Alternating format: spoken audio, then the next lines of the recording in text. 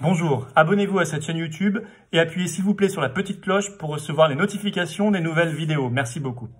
Aujourd'hui, on va décortiquer dans tous les sens le concept de souveraineté européenne dont nous rebat les oreilles le président Macron depuis son élection et dont il parle, vous l'avez vu, abondamment depuis le début de cette crise du coronavirus. On va regarder quelles sont les contradictions totales, les impossibilités et surtout les graves dangers que représente la souveraineté européenne et voir comment d'urgence on doit y répondre. Il en a encore reparlé hier, après le Conseil européen. Je le cite, il a dit que cette souveraineté européenne, c'était la première chose.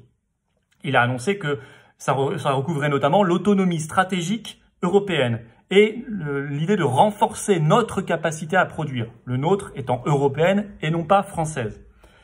Et enfin, il enfonce le clou en disant « La souveraineté européenne, c'est un concept, je le cite encore, que la France pousse depuis près de 3 ans, enfin surtout lui, sur lequel nous nous sommes beaucoup engagés, qui est décliné sur le plan du numérique, des technologies, de la politique industrielle. » Ça n'est pas la première fois, je le disais, qu'il en parle.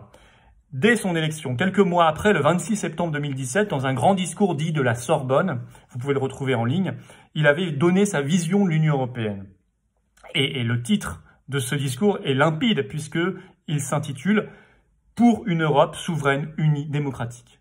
Donc le premier adjectif à coller à l'Europe, c'est souveraine. On est tout de suite dans la souveraineté européenne. Et d'ailleurs, dans ce discours, il dit clairement, je le cite, « Il y a une souveraineté européenne à construire ». Est-il le seul dans le champ politique français à parler de souveraineté européenne? Non. Non, c'est lui qui en parle le plus, c'est lui qui pousse le concept le plus loin.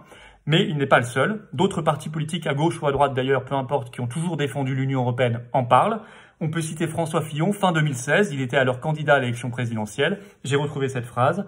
Je propose que la zone euro s'organise pour assurer la souveraineté de l'Europe. Souveraineté européenne. D'abord et avant tout, il faut dire les choses. Il y a une impossibilité totale de souveraineté européenne parce qu'il n'y a pas de nation européenne, il n'y a pas de peuple européen. Il y a des peuples français, allemands, bulgares, italiens, finlandais, anglais, belges, comme vous voulez, mais il n'y a pas de peuple et de nation européenne. Et donc, il est difficile de croire, de penser qu'Emmanuel Macron n'en est pas conscient.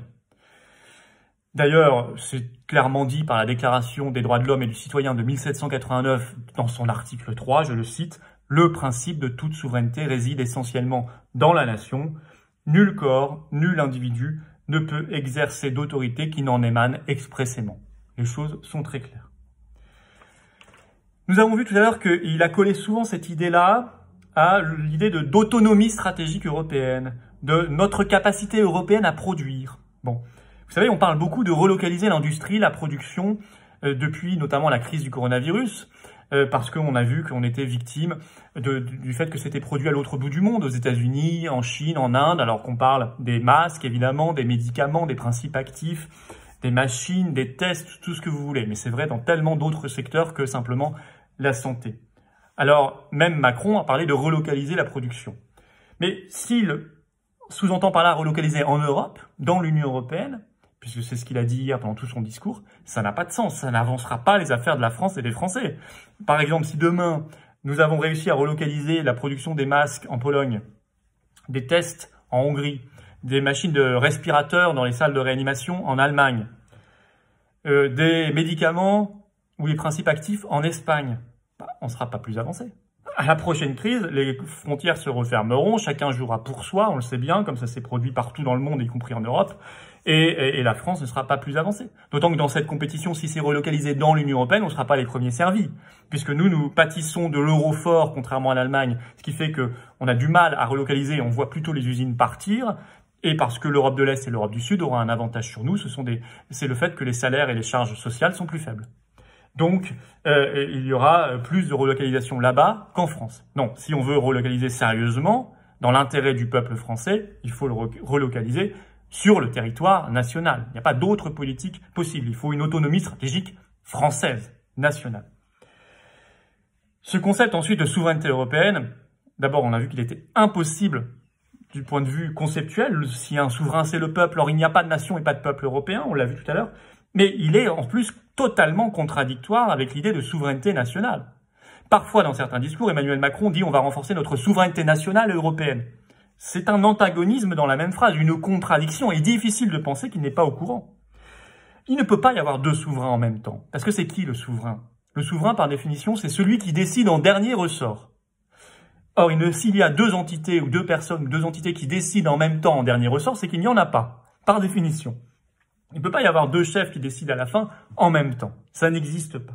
Donc vouloir construire, comme il le dit, la souveraineté européenne, c'est de fait implicitement vouloir détruire la souveraineté nationale.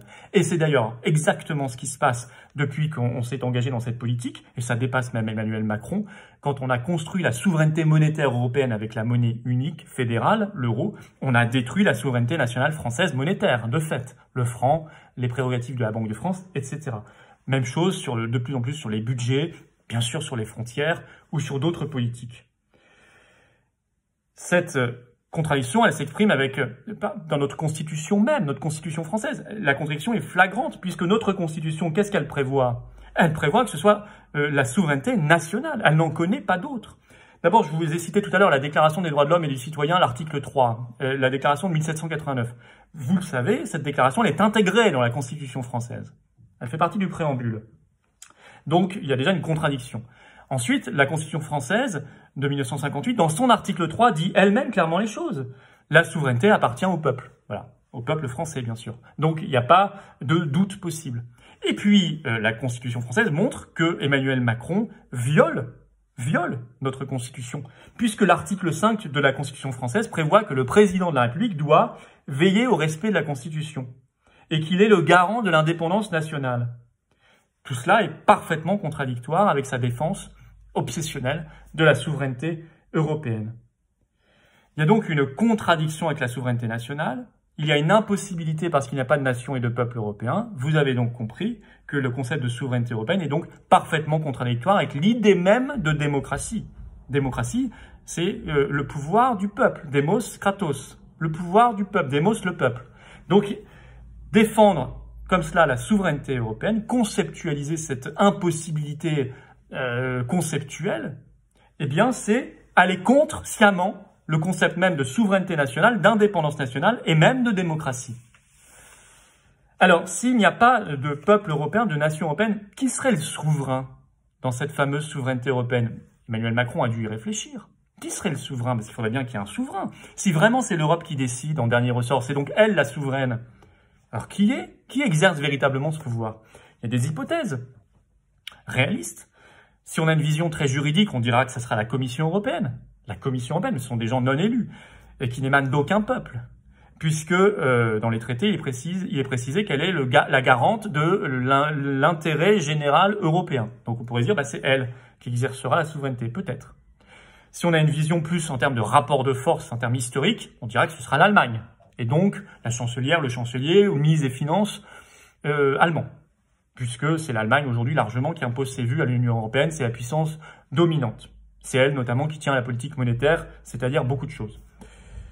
Troisième hypothèse, on pourrait dire, c'est la banque en général, la banque, la finance, avec un B majuscule ou un F majuscule. Là, si on raisonne en termes d'idéologie européiste, qu'est-ce que l'Union européenne? C'est d'abord et avant tout une entité politique qui est là pour faciliter les choses à la banque, à la finance et à la mondialisation libérale. Donc, de fait, le souverain, ce serait la banque ou la finance. J'ai une quatrième hypothèse, c'est qu'on combine tout ça. Le souverain, ce serait la Commission européenne, sous pression de l'Allemagne, elle-même sous pression de la banque et de la finance. Et voilà. Dans tous les cas, on est à des années-lumière de la souveraineté nationale, de l'indépendance nationale, de la démocratie et du pouvoir du peuple. C'est cela que recouvre véritablement la souveraineté européenne. C'est donc un projet ignoble, ignominieux, un projet qui n'est absolument pas conforme à l'émancipation des peuples et à ce que doit être la France, la République française, la démocratie française, telle que la prévoit notre Constitution, mais telle que l'ont voulu nos pères, nos grands-pères, nos arrière-grands-pères, etc., sur des générations, dont l'unique combat depuis des siècles en France a été justement l'indépendance nationale et la liberté de notre pays. Si Macron ressort si abondamment ce concept depuis le début de la crise du coronavirus, c'est, vous l'avez bien compris, qu'il n'a pas fait sa révolution intérieure pour aller vers une vision plus souverainiste des choses, plus patriotique, plus nationale, etc. Comme parfois on le lit, ou on veut le croire trop rapidement. Pas du tout. Il est au contraire dans une fuite en avant. Et il l'a dit d'ailleurs hier dans son discours. Il a annoncé implicitement qu'il souhaitait de nouveaux transferts de souveraineté nationale vers l'Union européenne, notamment en matière budgétaire. Il souhaite vraiment là, il a pris pour exemple la monnaie, qui est un processus fédéral en Europe, et il souhaiterait la même chose au niveau du budget. Il a parlé clairement de mécanismes fédéraux, c'est-à-dire d'argent budgétaire européen qui ira vers certaines régions, etc. Là, on est dans un pilotage fédéral du budget.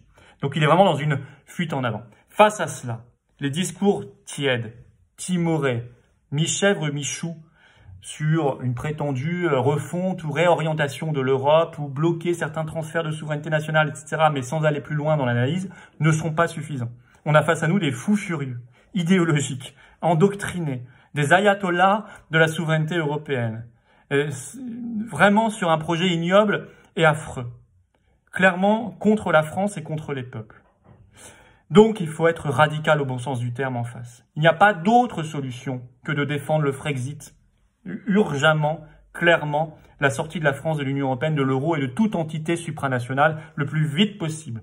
Il faut espérer que nos amis italiens aillent vite également vers l'Italexit, puisque là-bas, le débat est encore plus mûr qu'en France. Il faudra donc faire le Frexit, défendre la souveraineté nationale, la rétablir complètement en tout domaine, rétablir donc la démocratie, l'indépendance de la France. Il faut une voix claire et nette pour le dire dans le rassemblement des Frexiteurs, sinon nous n'y arriverons pas. Adhérez aux patriotes, nous menons ce combat de manière franche, sincère et combative. L'adhésion se trouve directement dans la description de cette vidéo. Le lien pour le faire est clairement précisé. On vous attend. Ne laissons pas la France dans les mains de ces fous furieux. Merci beaucoup.